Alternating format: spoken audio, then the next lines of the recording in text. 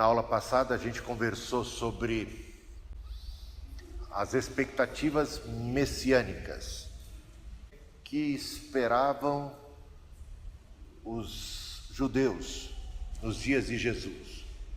Então, o foco maior naquela oportunidade era por passagens que falavam de um Messias como um rei guerreiro do tipo Davi, que viria para trazer uma libertação para o povo judeu dos opressores, no caso o Império Romano. A semelhança do que Davi fez por Israel nos seus dias. Ele se envolveu em muitas guerras, conduziu como um verdadeiro general e levou o povo hebreu, o povo judeu, a ter conquista de muitos territórios. E assim esperavam os judeus fosse o Messias, um Messias bélico, um Messias guerreiro. E a gente vê que existem outras profecias messiânicas no Antigo Testamento que foram como que ignoradas, né? A do servo sofredor, a de um Messias tipo um pastor que apacenta, que acaba com as armas de guerra, que ele é príncipe da paz, né? Então, que tem uma outra pegada. E a gente percebe que mesmo os discípulos de Jesus tiveram dificuldade de reconhecê-lo como Messias quando ele finalmente é preso, quando ele é crucificado. Eles acharam que ali acabou. Esperávamos, você vê isso aí na boca dos dois discípulos no caminho de Emaús, né? Esperávamos que fosse o Cristo, mas já passam tanto tempo que ele morreu, e estamos voltando para casa. Nada aconteceu. Então, já se passam 3 dias, digamos assim, e nada. Então a ideia era, Pedro até está com uma espada nas mãos, né? Quando vem os soldados para prender a Jesus, e ele acha, eu vou já tomar a frente e Jesus já vai fazer umas ações milagrosas e a gente vai reverter esse quadro. Agora chegou o momento de Cristo vencer os seus opositores, na base da força, né? E Jesus entra em Jerusalém montado num jumentinho, e é uma profecia messiânica. Alegra-te, Jerusalém, exulta, Sião, porque o teu rei vem a ti, humilde, manso, montado num jumentinho. Quer dizer, e essa não era uma expectativa dos judeus em relação ao Messias, ainda que esse fosse claramente um texto messiânico falando de um advento de um rei que viria a Jerusalém, mas se manifestaria de maneira tão humilde e mansa. Então, Cristo se manifestou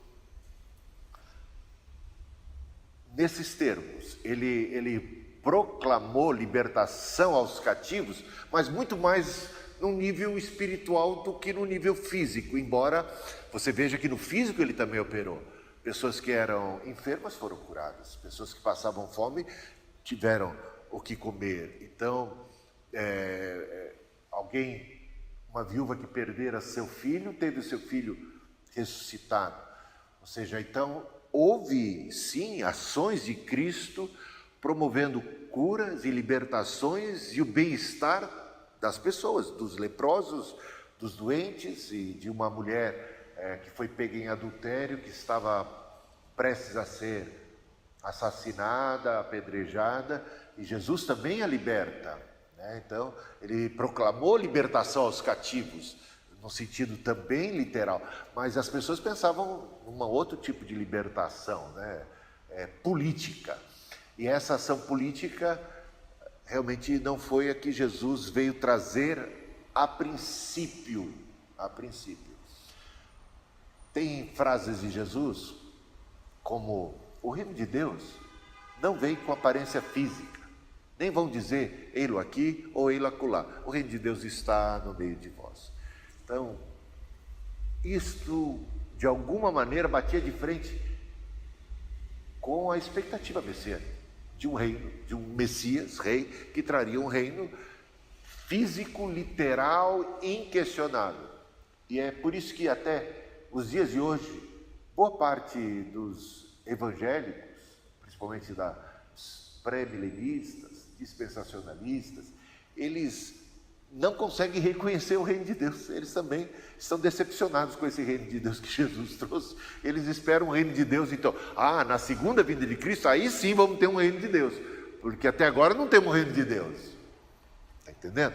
Então não conseguem conceber o reino de Deus em termos mais espiritualizados, mas que também são concretos, não fica no abstrato, está entendendo?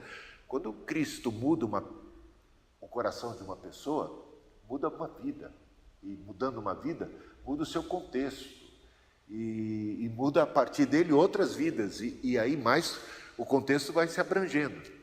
Há um impacto social, há um impacto real.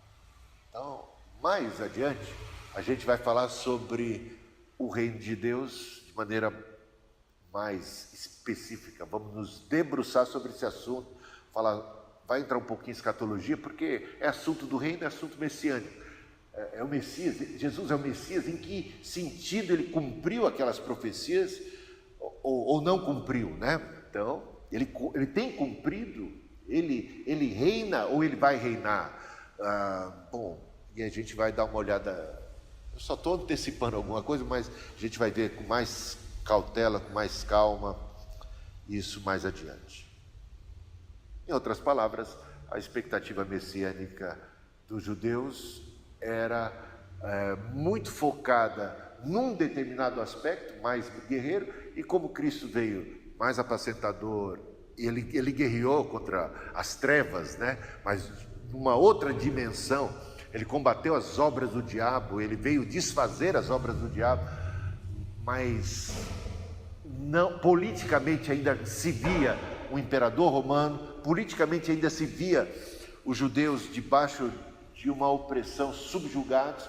Então, para aqueles que esperavam o Messias que traria uma revolução política, isso não aconteceu, e Jesus já tinha dito que não aconteceria. Naquele momento o reino de Deus se manifestaria de uma maneira mais discreta, como um grão de mostarda, né? Pequeno, mas olha, não despreze o seu poder, porque ele vai crescendo, ele vai se embrenhando aí pela sociedade, e ele se torna uma árvore frondosa, né?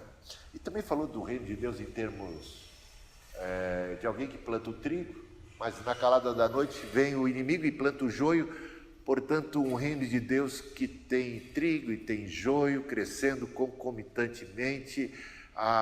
Paradoxo, não é um reino homogêneo, é heterodoxo, tem a diversidade, não se enxerga com toda clareza. De repente você se depara com Judas Iscariotes, né, no grupo apostólico, você vai ver, digamos, o mal também crescendo, né? Então, sim, pode aproveitar.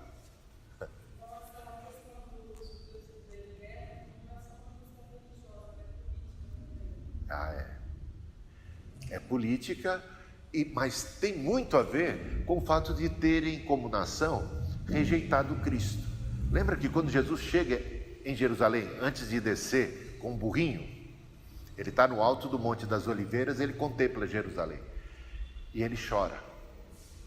E aí ele exclama, no meio das suas lágrimas, assim: Jerusalém, Jerusalém, que matas os profetas, apedrejas tantos quantos te são enviados. Quantas vezes eu quis, como a galinha ampara os seus pintinhos, eu quis salvar vocês, mas vocês não quiseram. Vocês não reconheceram aquele que trazia para vocês a paz. E aí ele profetiza: eis que a vossa casa ficará deserta e seus inimigos vão cercar você de trincheiras. Fica complicada porque aí Jesus profetiza a destruição. Ele está no templo, aí você vai ler isso em Mateus 23, ele está lá no templo,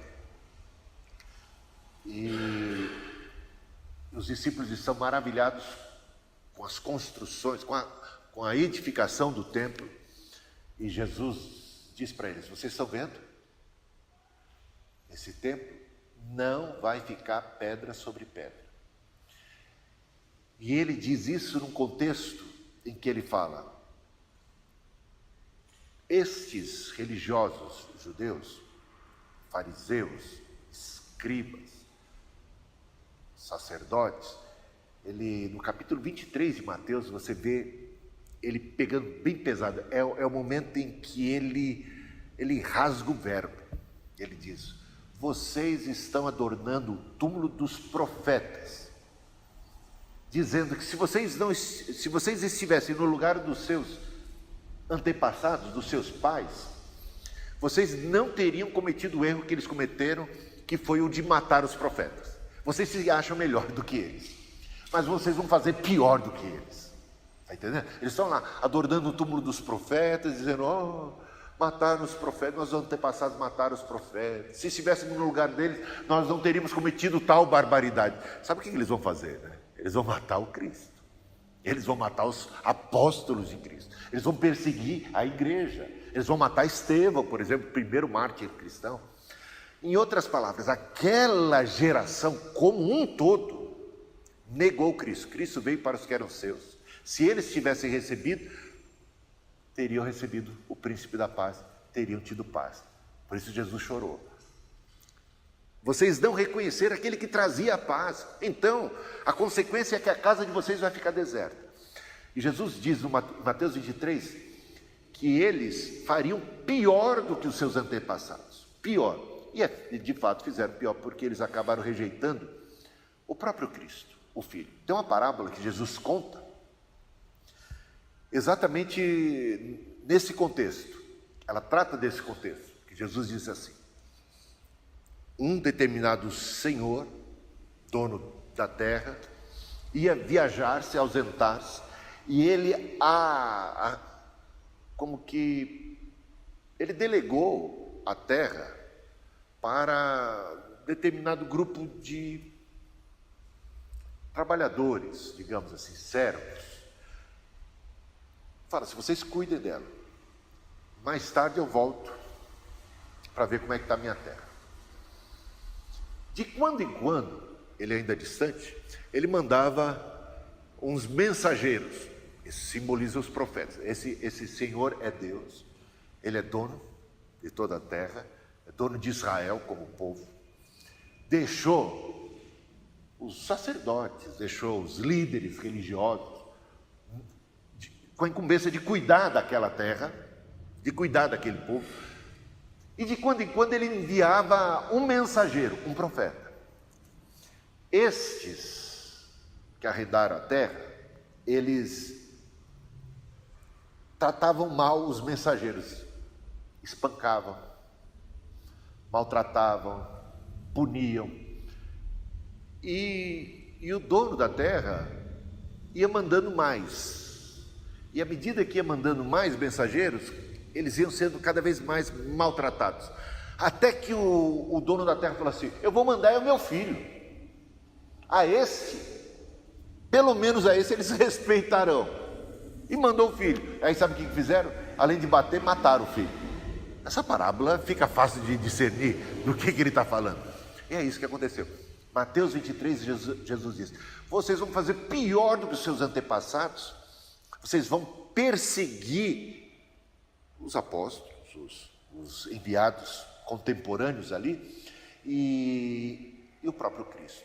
E aí ele diz: sobre esta geração de judeus sobrevirá o maior juízo de toda a história. E ele diz: até os pecados cometidos por Caim, que matou Abel, até o último, sabe aqueles pecados todos que os judeus cometeram, que a humanidade cometeu? Ele diz, essa geração de judeus vai cometer o maior de todos os pecados, como que seria culpada.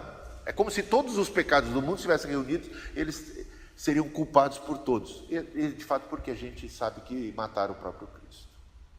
E aí é que Jesus fala, esta geração sofrerá a dura punição. Ele falou, não vai passar essa geração sem que se cumpra. A casa vai ficar deserta, vai ser destruída Jerusalém e vai ser destruído o templo. Ele profetizou que aquela geração experimentaria isso. E aconteceu. No ano 70, antes do ano 70, lá por volta já do ano 68, ou 67, acho que é 66,5, é cercado, é 3 anos e meio antes do ano 70.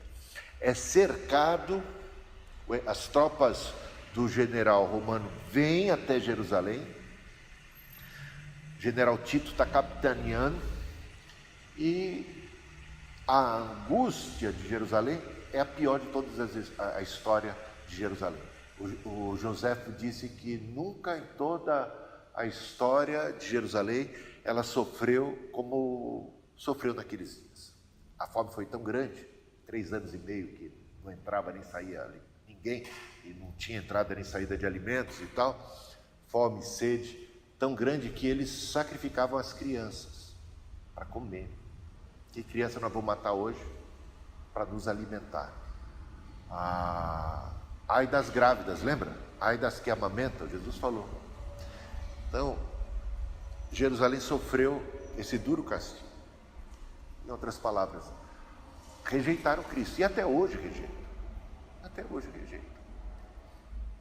A esperança dos judeus, eu diria, é que se convertam e reconheçam que Jesus é o Cristo. Paulo orava e trabalhava duro para que mais e mais irmãos seus judeus pudessem, conterrâneos seus judeus pudessem se converter. Então essa é a expectativa, por isso não receberam, e aí temos os evangelhos.